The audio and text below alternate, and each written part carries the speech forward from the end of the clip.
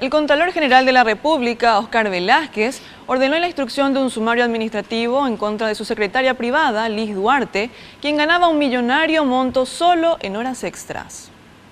De acuerdo a esta imagen captada por la cámara de seguridad ubicada en la entrada sobre la calle Bruselas, Liz Paola Duarte acudió a marcar su salida de la Contraloría a las 20:17 del sábado 2 de mayo, tarea para la cual incluso acudió acompañada de su mascota. Esta sería solo una de las pruebas a ser analizadas en el marco del sumario abierto por orden del Contralor, a quien es conocida como la secretaria VIP. Se está dando trámite a un proceso de investigación interna a fin de deslindar responsabilidades sobre las denuncias presentadas o formuladas a través de los medios de prensa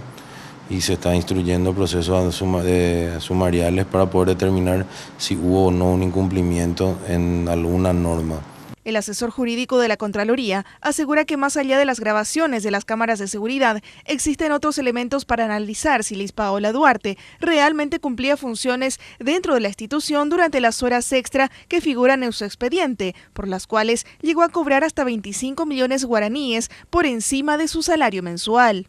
Claro,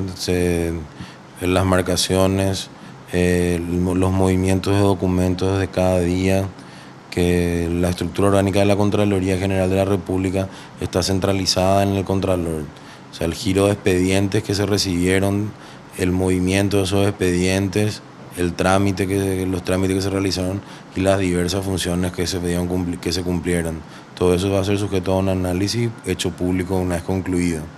La realización del sumario estará a cargo del Departamento Anticorrupción de la Contraloría y un informe sobre el caso también será remitido a la Secretaría de la Función Pública.